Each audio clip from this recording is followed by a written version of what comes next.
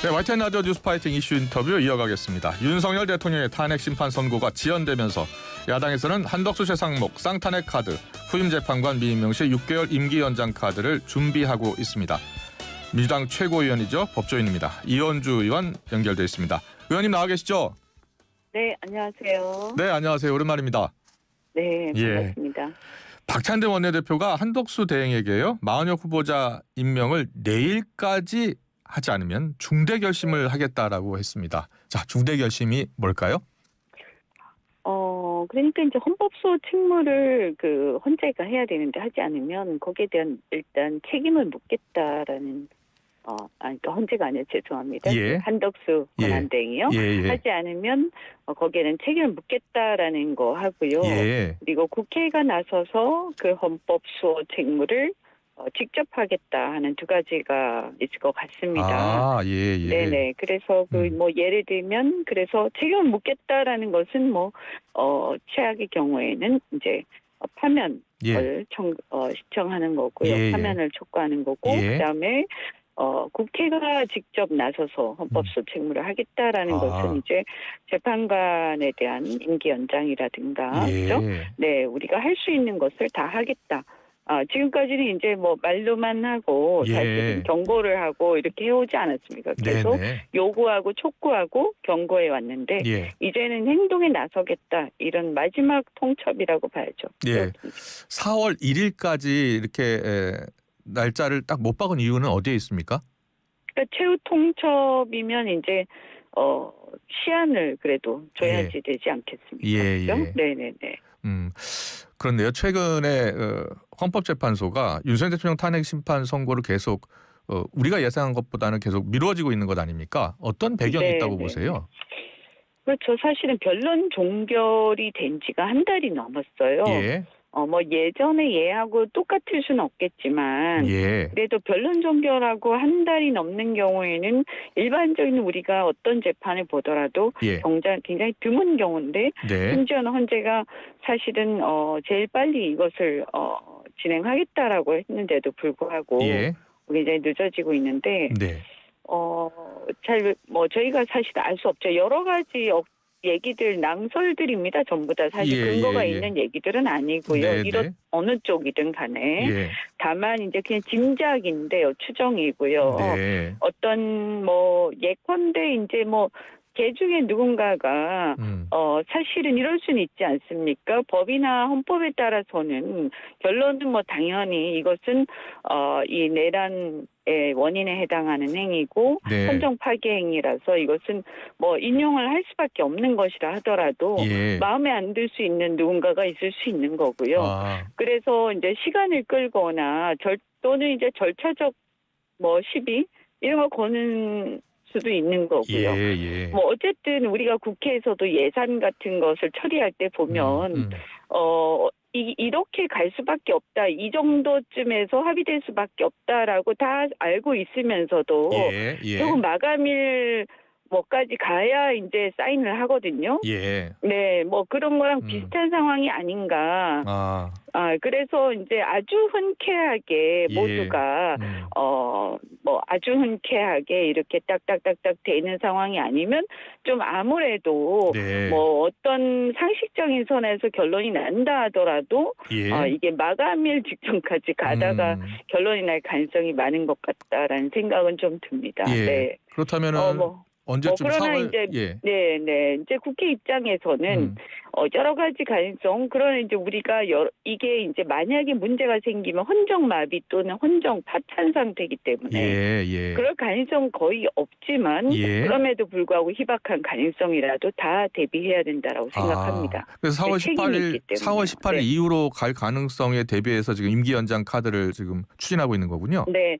그 가능성이 높진 않다고 봅니다만 우리가 이제 어쨌든 헌법소 책무가 국회도 있지 않습니까? 그죠? 굉장히 중요하죠. 그래서 이것은 헌정을 지켜야 하는 지금 한마디로 나라가 망하는 상황이 오기 때문에 그런 상황이 오지 않도록 혹여라도 지금은 그렇지 않다고 생각하는데요. 만에 하나라도 그런 일이 생기면 안 되기 때문에 대비하는 차원이다. 이렇게 생각하시면 될 것 같습니다. 그렇군요. 당초 민주당에서는 8대0 만장일치를 위해서 고민하고 있는 것 같다. 헌재가 계속해서 탄핵 선고를 늦추는 것을 이렇게 답변을 많이 해주셨었는데 최근에는 여러 가지 이견이 있을 가능성도 이야기가 나오고 있고요.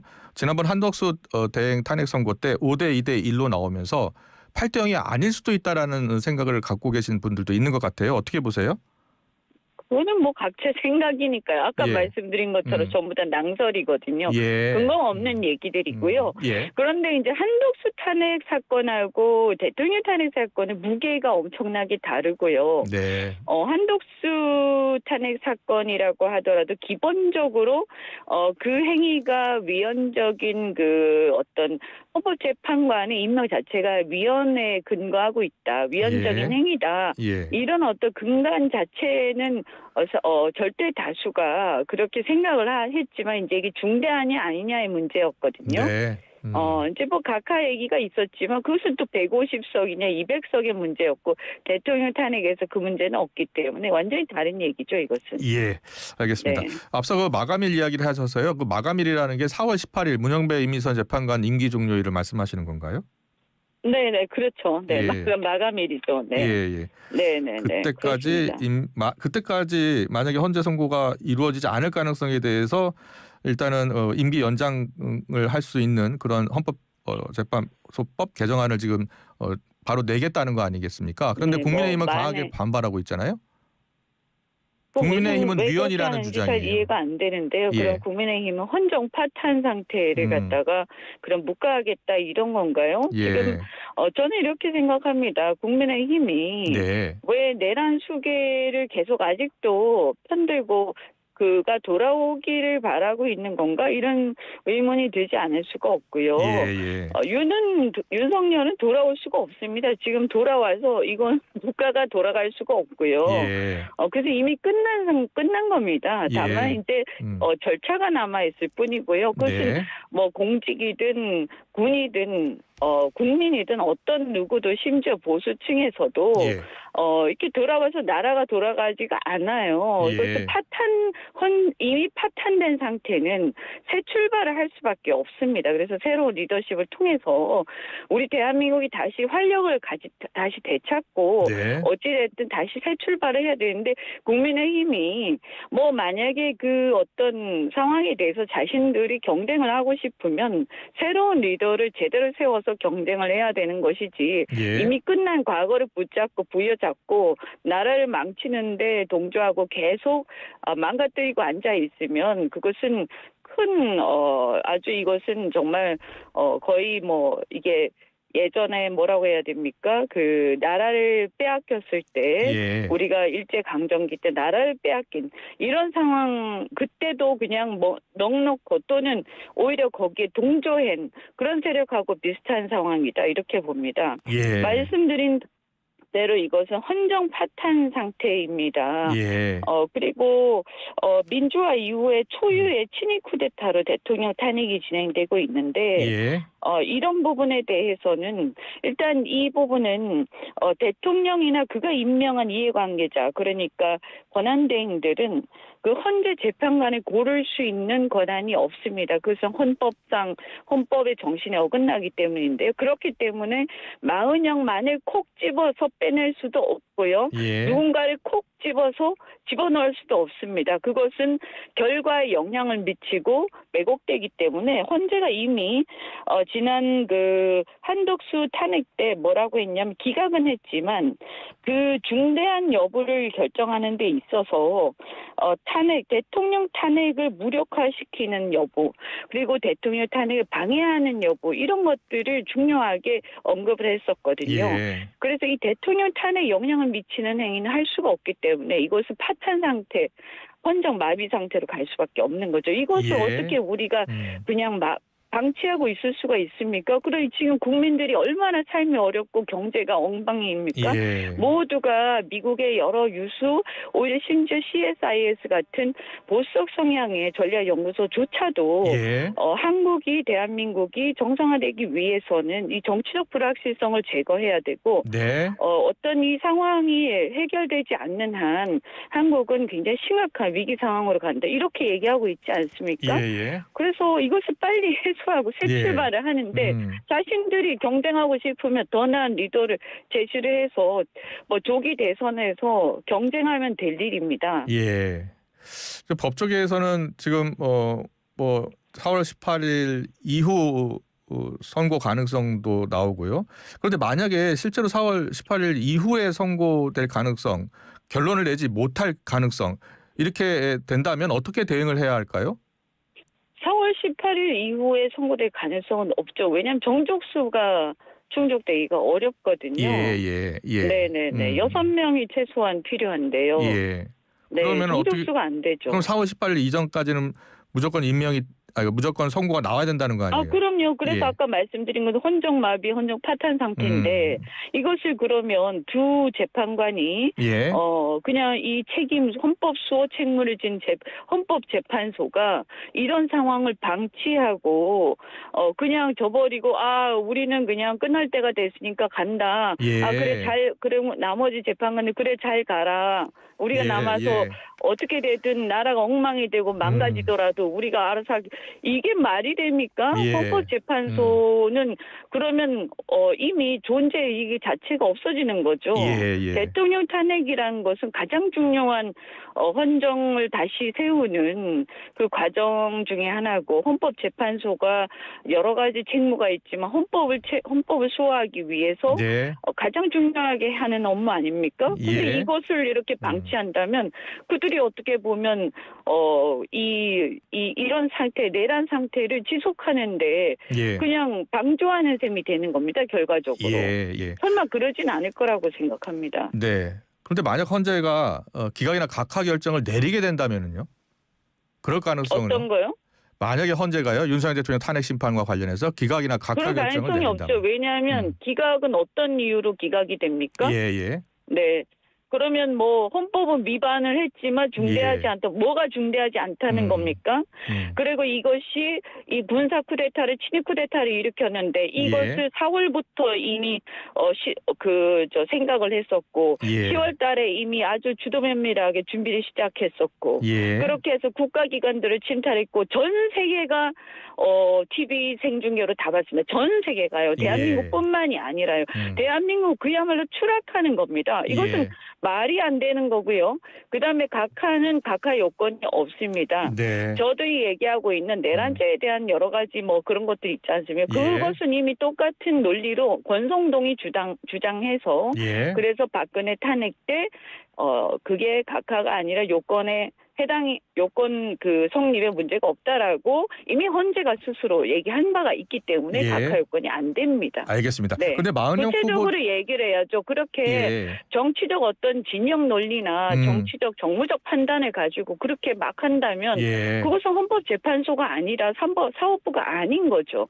요건을 가지고 정확하게 어떠한 요건 때문에 어떻게 된다. 법적으로. 그래서 법조인들은 그렇게 전혀 생각하고 있지 않습니다. 다만 지금 절차나 이런 걸 가지고 계속 시비를 걸거나 자신의 진영 논리를 가지고 자신의 성향을 가지고 혹시 방해하는 사람이 있는지 모르겠습니다. 그러나 법관은 그렇게 해서는 안 되는 겁니다. 자신이 만약에 그런 생각을 갖고 있다면 그것은 헌재를 그만두고 재판관을 그만두고 법관을 그만두고 정치를 하시면 됩니다. 나가서 출마를 하시든 아니면 누구를 지지 선언하시든 그렇게 하면 될 일이지. 이런 재판을 그렇게 할 수는 없는 거죠. 알겠습니다.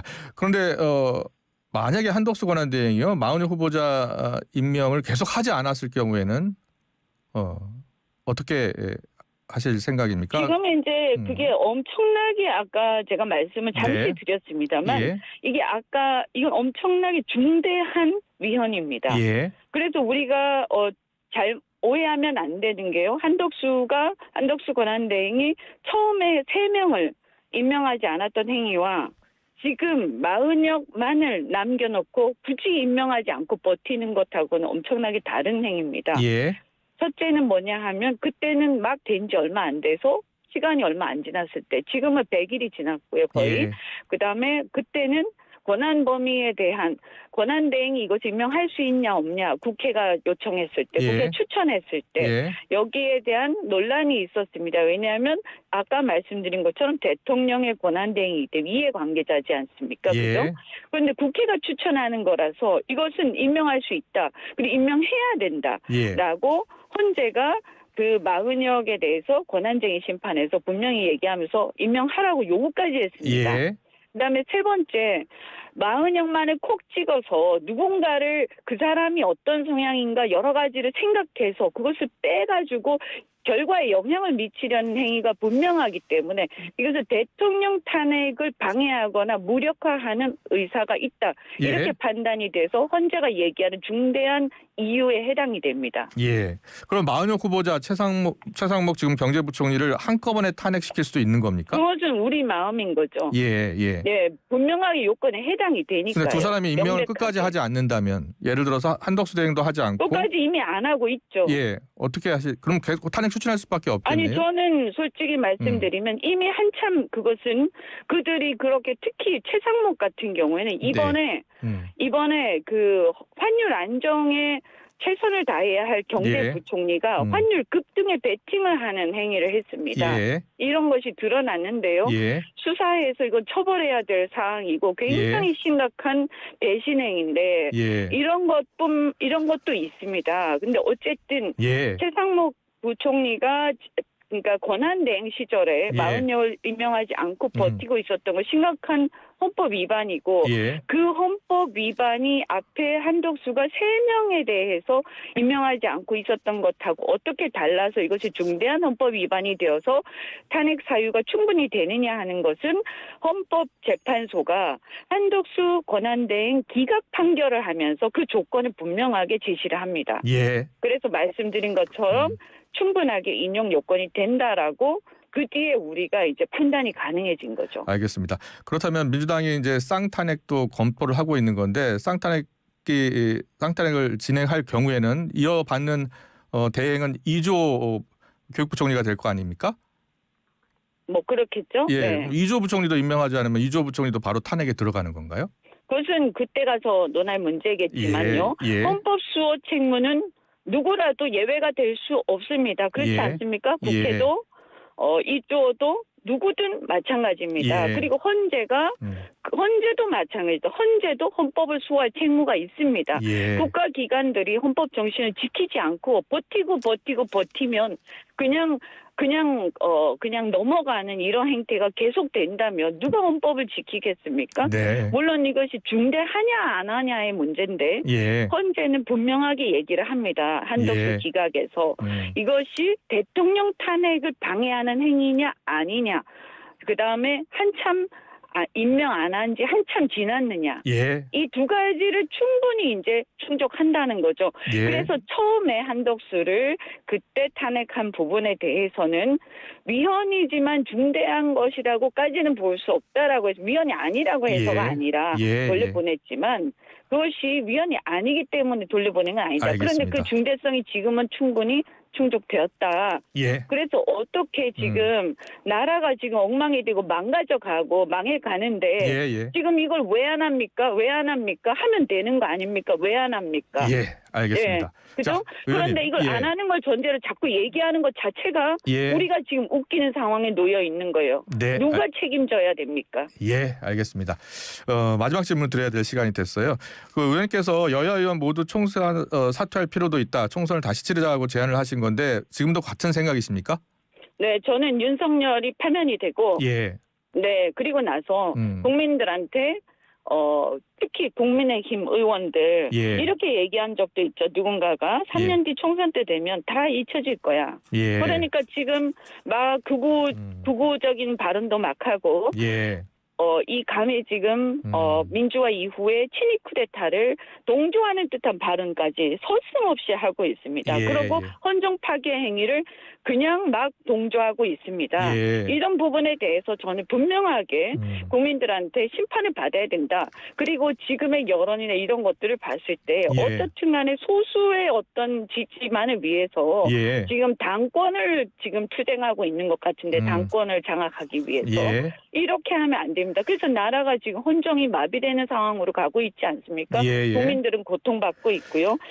자, 그러면은 수도권에서 적어도 저는 수도권에서 과연 살아남을 자가 예. 몇 명이나 있겠냐. 강남 빼고. 예, 여야의원 모두 총사퇴하고 총선을 다시 치르자는 제안은 앞서 김용민 의원도 같은 취지로 이야기를 했고요. 다른 지도부에서는 말이 안 나와서요. 지도부도 같은 생각을 가진 분들이 좀 있습니까? 그것은요. 지금 일단 탄핵을 갖다가 지금 빨리 요 문제를 빨리 해결해야 되니까요. 예, 예. 그게 지금 관건은 아니죠, 사실은. 예, 그럼 탄핵 저희 이후라면은요? 예, 탄핵이 되고 인용이 된 이후라면은 당 그것도 지도부 차원에서 얼마든지 할 논의될 수 수 있죠. 있다. 네. 하지만 그것은 여러 가지 이제 제 개인적인 소신이니까요. 아, 예. 네. 개인적인 그것은 소신이다. 예. 제가 이것은 다른 사람들이 그리고 제일 중요한 것은 국민의힘 의원들이 예. 네, 그럴 각오가 되어 있어야겠죠. 특히 수도권에 있는 의원들이요. 예. 여론조사를 보시면서도 그런 얘기를 할 수 있는지. 네, 그리고 분명히 그중에 누군가가 그런 얘기했죠. 3년 후면 다 잊어버린다. 예. 저는 그런 얘기에 대해서 어떻게 그런 얘기를 할 수 있는가 그런 생각이 듭니다. 예, 앞서 김대식 의원이 출연을 해서 김대식 의원께 좀 만약에 이 총선이 치러진다면은 국민의힘 108석 이상을 얻을 수 있을 것 같냐라고 물었더니 과반 확보할 수 있을 거다라고 이야기하더라고요. 어떻게 생각하세요? 그거는 그 사람이 그냥 하는 얘기니까요. 예. 그분은 그리고 영남 의원이십니다. 예, 알겠습니다. 여기까지 듣겠습니다. 이슈 인터뷰 이현주 민주당 최고위원과 함께했습니다. 고맙습니다.